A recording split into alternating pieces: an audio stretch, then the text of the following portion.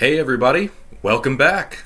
It's good to see all of you again, and thank you for tuning in again to join us for the third episode of the Fulfilling Reigns studies. This one, as I said last week, is going to be on the Exodus and the Conquest of Canaan. Now we are going to kind of recap a little bit of what we talked about in the second episode, Genesis 6 giants, because there were a few things that I didn't talk about. And I'm going to make it quick because I want to get through this video a little bit quicker than the 45 minutes that it took last time. But as I said on Facebook, there's no way to study Genesis and the book of Enoch in a short period of time. So a lot of times the things that we're going to be talking about, I really would like to spur you to go and pick up some of these books and read them for yourselves, because you're going to get a lot more information out of them if you take your time and read it on your own. So one thing that we didn't talk about in the last one, okay, so let's just recap what we have talked about in very short terms, okay? So we talked about Adam and Eve and the serpent tempting both of them with the fruit of the knowledge of good and evil, and you can become like gods, is the line that the serpent used. We've also got the fact that the serpent is more than just a snake. He is a supernatural entity, a tempter, and is highly intelligent, very ancient, very powerful, and can walk and talk among us. Okay. Then we moved on to Genesis chapter 6, where we're introduced to the Watchers, mentioned in the book of Enoch, and their offspring, the Nephilim. So we've got angels rebelling against God, who are making a pact to come down, intermingle with the human women, and beget children to them. Okay? And these women are giving birth to giants.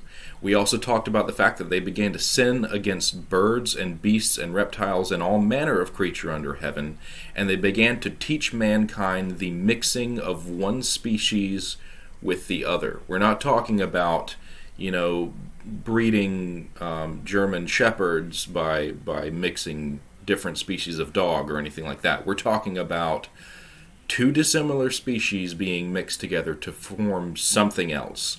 We're also talking about these Watchers mixing their genetics with animal genetics, creating the hybrids that are known in the book of Enoch as the monsters.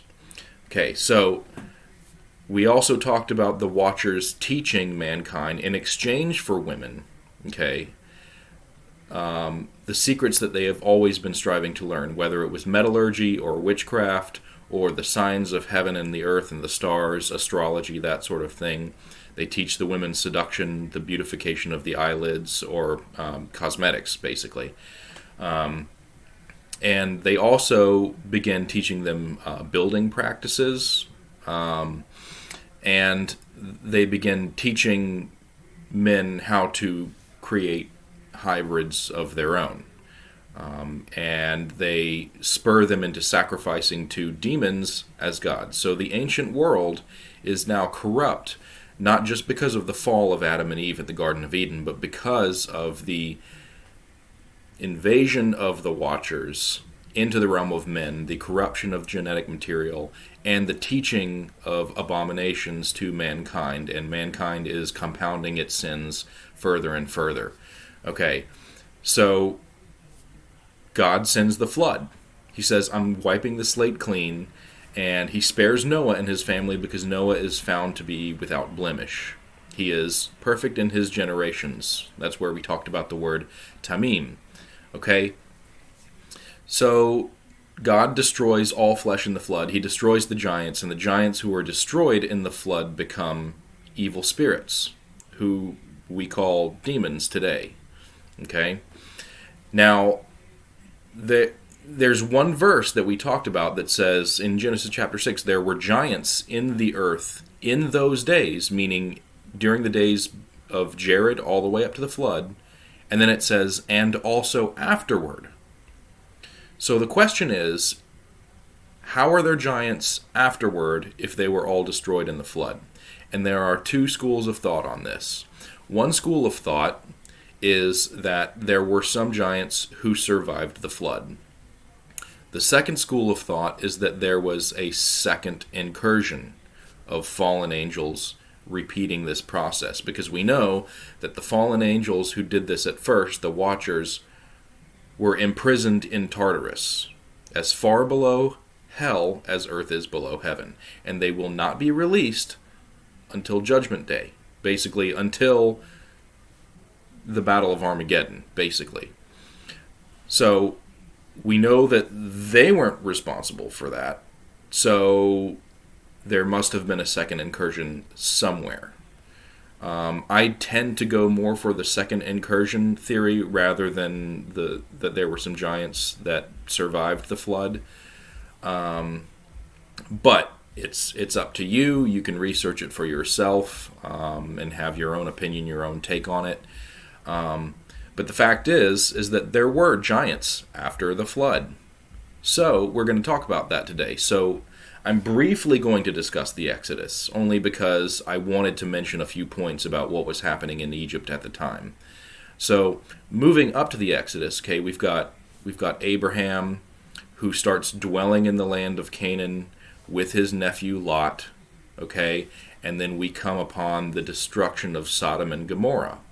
But a little earlier, before that, there's a battle, and I call it the Battle of Nine Armies, but basically you've got 5 kings of Sodom and the surrounding cities versus 4 kings of Assyria. And so Sodom was a country that, Sodom was a city and its surrounding cities that paid tribute to the Assyrian kings, kind of as a vassal state, for 12 years. But in the 13th year, they rebelled and they refused to pay. So Assyria decided to march on Sodom and Gomorrah and the surrounding cities. So it mentions that in Josephus. And here's something interesting that I want to read. Okay, so this is, I'm going to post these on the screen so that you can read them with me. Okay, so this is concerning the destruction of the Sodomites by the Assyrian wall. This is from Josephus, Book 1, Chapter 9. This is what it says. Then the army of the Assyrians came upon them, under their commanders Amraphel, Arioch, Chedorlaomer, and Tidal. These kings had laid waste all Syria and overthrown the offspring of the giants. Okay, so in this verse we see that the Assyrians have been going up against the giants. They've been encountering tribes of giants.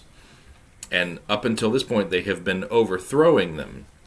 Okay, so that means that in the land surrounding Assyria and Mesopotamia there were giants, and it's possibly at this point that they are moving over to the west, to the edge of the Mediterranean, which is the Levant, the land of Canaan, where Abraham is living. And so they're probably moving into these cities of Sodom and Gomorrah around the Dead Sea. They're also moving up into the hill country and the mountainous country up north, called Bashan, which literally means north, but it also represents a spiritual north. Oftentimes in the Bible, when God refers to Bashan, he's talking in spiritual terms of how the people behave and what their acts resemble. In other words, their acts resembling the bulls of Bashan, who dwelt basically under the shadow of Mount Hermon, where the Watchers in the book of Enoch descend upon, and they make their pact and then go down. And so you've got these giant tribes, and we'll talk about them later, like Og of Bashan, Sihon of Heshbon, and all of those cities up in the north. And so the land of Canaan is becoming filled with tribes that contain giants.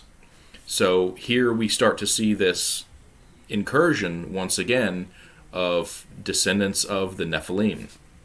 Okay, so then after Abraham, Isaac, and Jacob, Israel, okay, then we've got the birth of Joseph, and Joseph is sold into slavery and taken to Egypt, and there he becomes second in command. He is the most powerful man in all of Egypt, aside from Pharaoh. And so during this time, there is an invasion of Egypt by Canaanites with giants. And there are many stelae or wall reliefs in Egypt that show the Egyptians that are tying up, they're binding the hands of these men who, when these men are on their knees, they are still taller than the Egyptians. And normally the Egyptians didn't do this. I mean, if you want to show that your country is strong, you're not going to depict your enemies as bigger than you. You're going to depict yourself as larger than your enemies. But in this case, the Egyptians were depicting accurately the height of some of their neighbors that they admit to in history that they were afraid to go up against, because these people were large people. Okay? But you've got the Canaanites who invade Egypt, and it's a slow invasion. So they're coming in, they're dwelling in the land of Egypt, they're dwelling there, and then all of a sudden the numbers get so large they're able to take over. And in Egyptology, this is called the Hyksos Dynasty. These were Asiatic peoples east of Egypt that came in and dwelt there, and they were undoubtedly Amorite or Canaanite in their culture and origin. So the gods that they brought with them would have been Canaanite and Amorite gods. And so the time period in which Joseph is living in Egypt happens to be this same time period where what would have been their neighbors in the land of Canaan are in control of Egypt. And so there is a Ptolemaic historian. Actually, he was an Egyptian priest during the time of the Ptolemaic dynasty. His name was Manetho. And he writes some histories about Egypt and the ancient times all the way up to the Ptolemaic dynasties. But here's something that he has to say about it. And again, I'll put it up on the screen. It says this, quote, "Together, 284 years," this was the reign of the Hyksos Dynasty, it was in this period that Joseph ruled in Egypt. Okay, so we've got the Hyksos that are living in Avaris, which is in the Nile Delta. That's the most plentiful portion of Egypt. And the Hyksos, the Canaanites, are living there alongside Joseph and later his brothers and the rest of his family, the Jews. Okay? And Avaris is actually the place that later, during the time of the Exodus, gets rebuilt as P. Ramesses. Okay? And so this is what it says about what happened to the Hyksos when they left Egypt. Okay? It says this, quote, "They left Egypt in number, 240,000, and marched through the desert towards Syria, and built the city of Jerusalem in the country now called Judea, which they fortified against the Assyrians." Now, when I first read this, I said, well, hang on, wait a minute. Jerusalem didn't become a thing until later, when the Hebrews established Jerusalem. But actually, I was incorrect about that. After Abraham goes to rescue Lot, so during this battle of 9 armies, where the kings of Assyria are coming in and battling against the cities of Sodom and Gomorrah, fearing for his nephew Lot, Abraham comes to his rescue, because there are a lot of captives that are taken by the Assyrians, and they move back up to the north, to Bashan, and into a place called Dan, where I've actually been, and we've seen the Canaanite wall that was built there.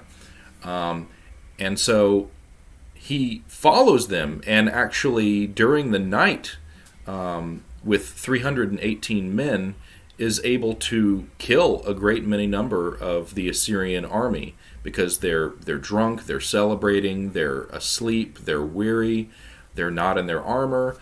And so he's actually able to chase them out kill many of them and also rescue all of the Sodomite captives and his nephew Lot and all of their servants. Afterwards, he goes back down to a city called Salem, okay, and there is a king over that city, and it is Melchizedek. This is when we're introduced to Melchizedek, and we'll talk about Melchizedek in another series, but basically his name means king of righteousness, okay, but Salem, later, after Abraham visits it, is renamed Jerusalem. And so Jerusalem becomes the name of this place shortly after Abraham visits it. Okay, so Jerusalem was actually, that name was in place long before the Hebrews went back into the land of Canaan. Okay, so now let's talk about the Exodus. Okay, so we've got the Hyksos dwelling in Egypt, and Joseph is there, but Joseph is most likely still living among native Egyptians because he's fearing what the Egyptians may do to his family that comes there during the famine, because the Egyptians did not like shepherds. They despised shepherds, and they actually refer to the Hyksos Dynasty as the dynasty of the shepherd kings. And even to this day, they make no distinction between the Canaanites and the Hebrews, because in the mind of the Egyptians, they are both commonly referred to throughout Egyptian history as, quote, the miserable Asiatics. Okay, anything east of Egypt was technically in Asia there, and so though both Hebrews and Canaanites, Amorites, whatever, were all considered Asiatics. So you've got this time period where Joseph is in Egypt and the Egyptians are trying to get their kingdom back. So the capital, since the Hyksos have been dwelling there and they are in Avaris, which used to be the capital of the Egyptians, the native Egyptians have moved south, up the Nile River, and made their capital in Thebes. Okay, so this is important to understand, because when we get to the Exodus, there are two things that happen that, geographically speaking, there need to be some changes made, and politically speaking, there need to be some changes made. So if you recall, it starts out that when it begins talking about the Exodus and when the Israelites begin to be oppressed and enslaved, and Egypt is trying to cull the population of the Hebrews in Egypt, is that there arises a king, a king who, quote, knew not Joseph. Okay, so everyone during the time of Joseph knew Joseph, and even afterwards there were many kings who knew Joseph. And it might be because he was an Asiatic, just like the Hyksos dynasty that was ruling there. But in order for this Exodus to start and the enslavement of the Hebrew people to happen, there needs to arise a king that does not know Joseph.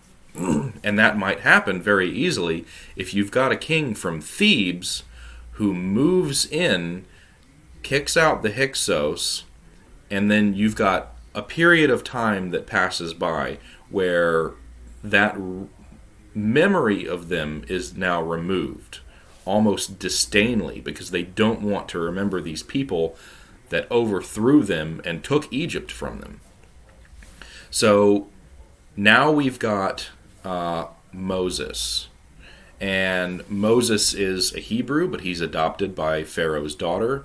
And there are a couple of things that are tentative when talking about the Exodus. So it's most likely that during Joseph's time, the Hyksos dynasty was in power. But since then, the Hyksos have been kicked out. And if we take, if it happened, in the 1400s, 14th century BC, and we subtract the years necessary to get to the Exodus, then we've got most likely Ramesses II being the pharaoh during the time of the Exodus, and possibly his son Mernptah. Okay, but there have also been theories that it may have been Amenhotep II, and there are theories that it may have been Ahmose I, which Ahmose I was the one who actually retook Egypt from the Hyksos Dynasty. Okay, but a lot of people suggest that it may have been Ramesses. So then we've got Moses, and Moses begins to realize who he is. And now he is beginning to take back what God has planned for his people. He's beginning to say, okay, I am a Hebrew man.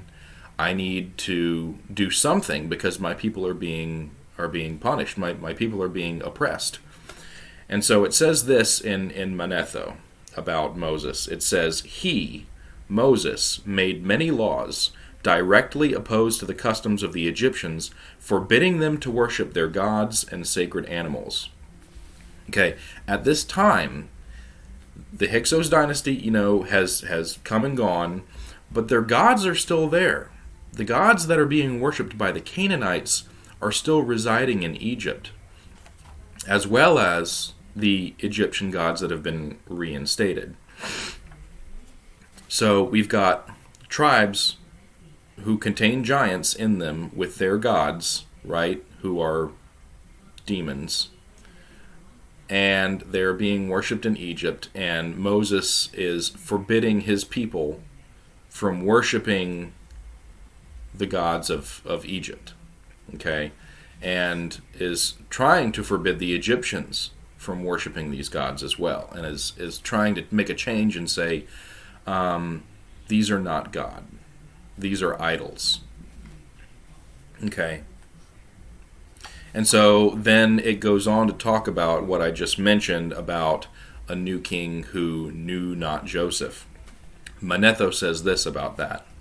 Quote, then it appears that the expulsion of the shepherds, the Canaanites of the Hyksos dynasty, took place between the death of Joseph and the birth of Moses, when a king came to the throne who knew not Joseph, at the time that the kings of Thebes made themselves masters of the lower region. And they moved their capital from Thebes back to Avaris. And now we've got the building of the cities of Pi-Ramesses.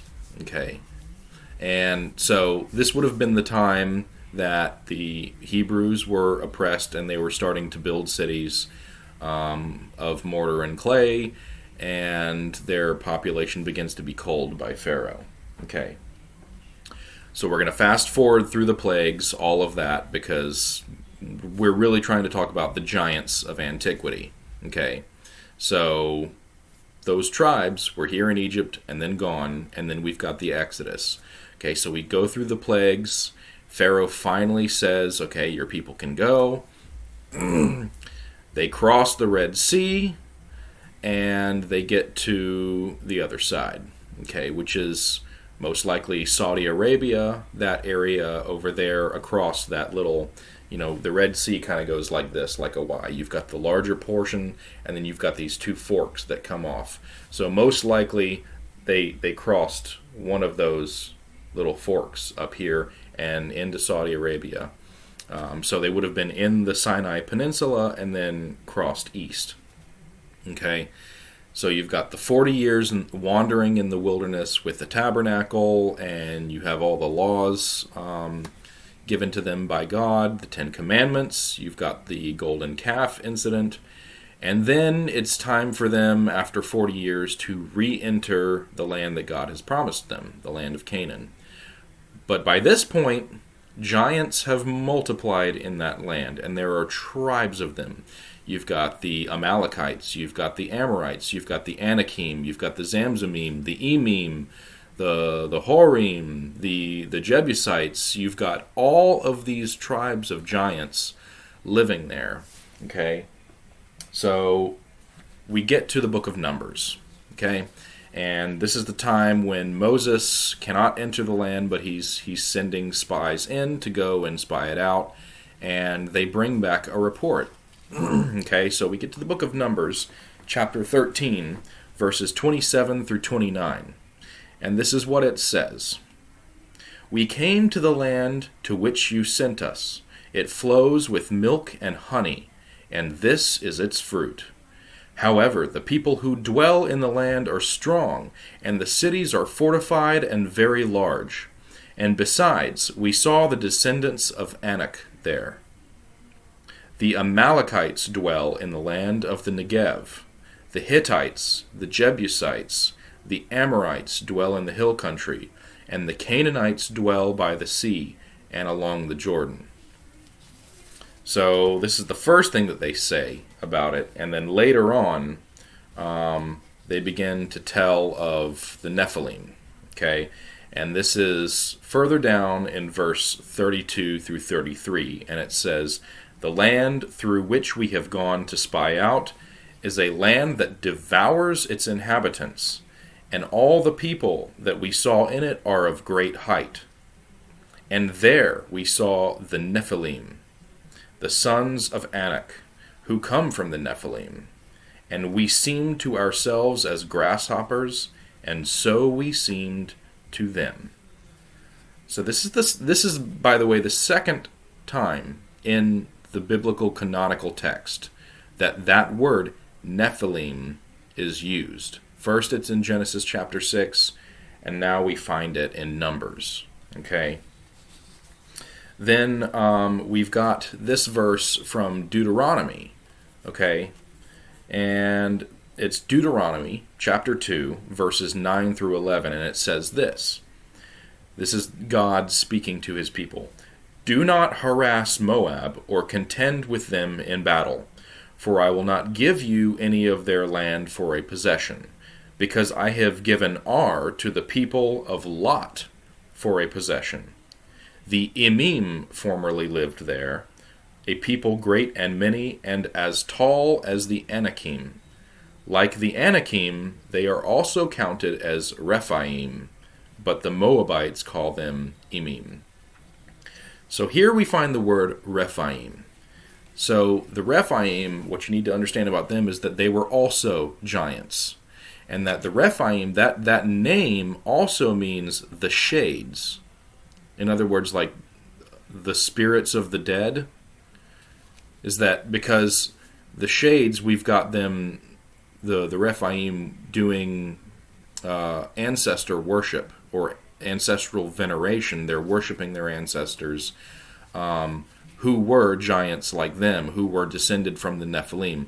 And you'll see this veneration, this cult of ancestor worship all throughout the ancient world, but particularly with these tribes of giants.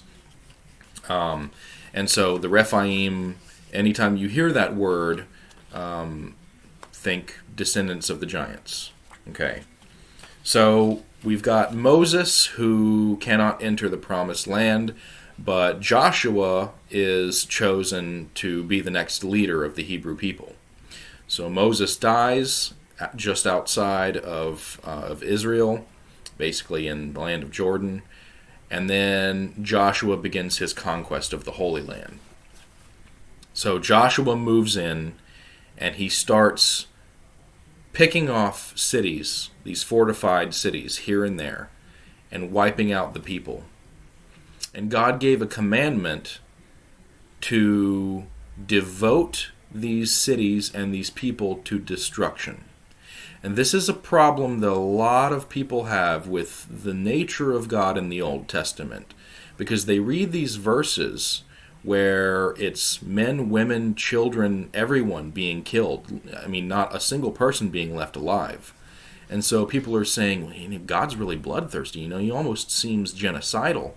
But what you have to understand is that God is talking about a people who were not only corrupted because of their interaction with the giants, whom he had wiped off the face of the earth, and now we've got an incursion again, and these people are once again practicing wickedness that was taught to mankind because of these giants and because of the Watchers, you've got all sorts of lascivious lifestyles,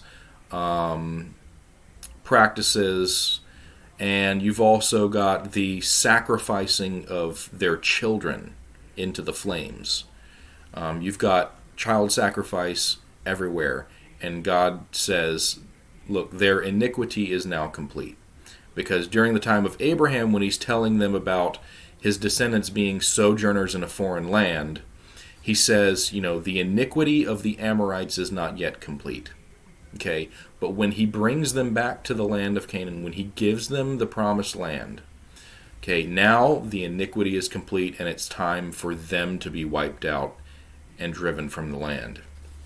So you've got Joshua going through and picking off all of these cities and devoting to destruction everything within them. The word that is used there for devote to destruction is the Hebrew word kerem. And it literally means kill everything. Like wipe it out. Men, women, children, destroy the cattle, everything. So this is, one of the first places that they go to devote to destruction, these cities, is Jericho. And then they go to the city of Ai, and they devote that to destruction. And then they go up north to Bashan, where there are these two kings, Sihon and Og. And these men are both presumably giants. We know that Og was. We don't know about Sihon, but presumably he was also of the Amorites and also a giant. So this is what it says in Deuteronomy chapter 3. This is verses 3 through 11. And this is what it says. So the Lord our God gave into our hand Og also, the king of Bashan, and all his people. And we struck him down until he had no survivor left. And we took all his cities at that time. There was not a city that we did not take from them. 60 cities, the whole region of Argob, the kingdom of Og in Bashan. All these cities were fortified with high walls, gates, and bars, besides very many unwalled villages. And we devoted them to destruction, as we did to Sihon, the king of Heshbon, devoting to destruction every city, men, women, and children. But all the livestock and the spoil of the cities we took as our plunder. So we took the land at that time out of the hand of the two kings of the Amorites, who were beyond the Jordan, from the valley of Arnon to Mount Hermon. Remember that? The Sidonians called Hermon Sirion, while the Amorites called it Senir. All the cities of the tableland and all Gilead and all Bashan, as far as Salekah and Edrei, cities of the kingdom of Og in Bashan. For only Og of Bashan was left of the remnant of the Rephaim. Behold, his bed was a bed of iron. Is it not in Rabbah of the Ammonites? 9 cubits was its length, and 4 cubits its breadth, according to the common cubit. So, that's a huge bed, by the way.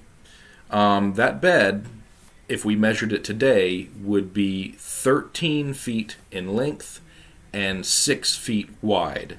And the frame of that bed is made of iron, not wood. Presumably because a wooden bed, a wooden frame, would not have supported the weight of this king, who needed a bed 13 feet long and 6 feet wide in order to lay in comfortably. That's frightening. So, in Josephus actually talks about these things. First, I'm going to do this reading from the Dead Sea Scrolls. The Dead Sea Scrolls has a fragment that talks about Og and Goliath, who we'll talk about later with David. But it likens the height of Og to the height of Goliath. Okay, and this is what it says here. Quote, "All his servants with Og, 6.5 cubits was his height, 2 cubits his breadth.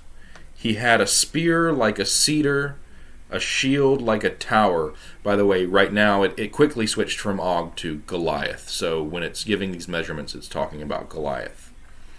"He who has quick feet, the Israelite forces were at a mile's remove. I did not stand far off, and I did not repeat it, for the Lord our God vanquished him. I struck him with the edge of the sword. I had prepared murderous slings together with bows, and did not," there's missing text there, "for this was a war to capture walled cities, to strike terror."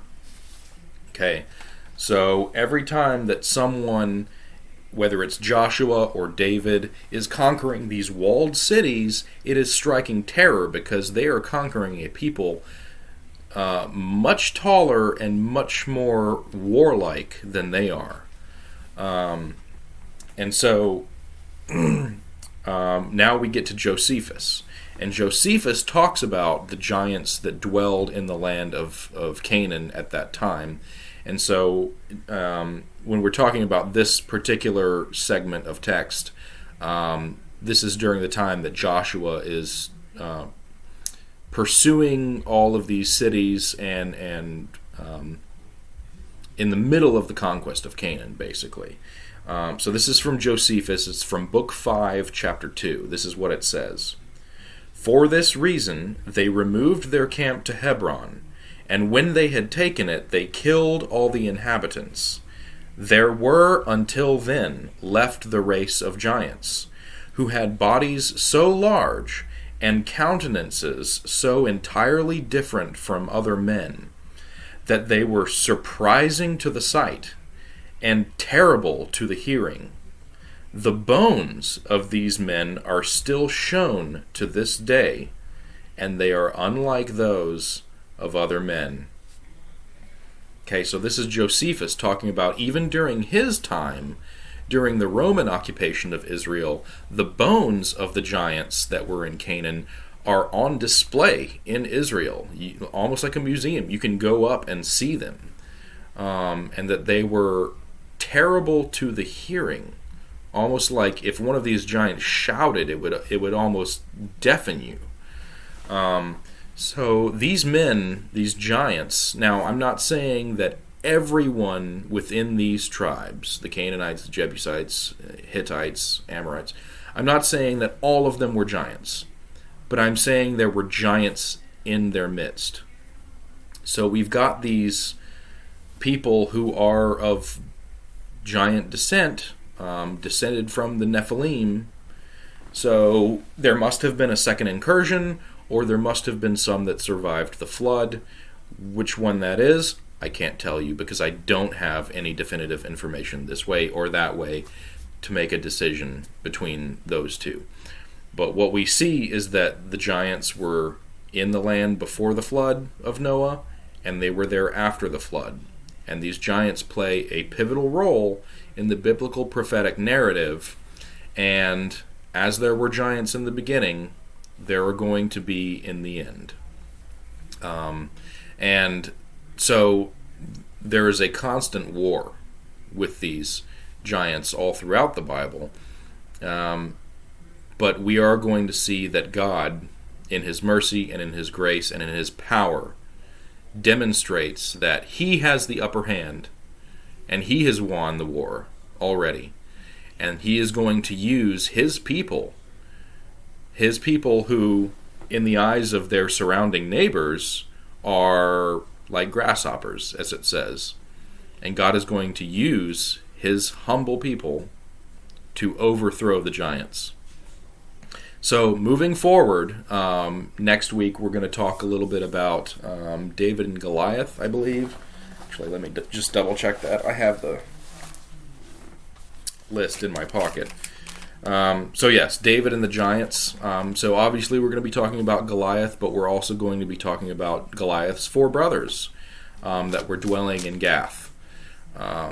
and David's mighty men who pursue the rest of these giants, and so it should be a good time. And that one should be a lot shorter than this one as well. It looks like we're at the 40-minute mark again. So that's all for today. I hope you enjoyed it. I hope it spurs you to continue reading Scripture and dive right in and delve deep, and learn a bit more day by day about what Scripture really says about these things. I will say personally, for me, that this is what got me back into Scripture after my years in college. It sort of reawakened this hunger and this thirst to know, wow, this is not fantasy, this is not fiction, this is real, this actually happened, and we have a historical account of it. So I want to read it and see what it says, because this is awesome. I mean, this is better than anything you could find in a Lord of the Rings movie or Harry Potter or anything like that. I mean, this is actual history, and this is God at work with his people, and this is prophecy in motion. So next week we'll talk about David and Goliath and the other giants. I hope you have a wonderful day. God bless every last one of you. We'll see you next time. Bye.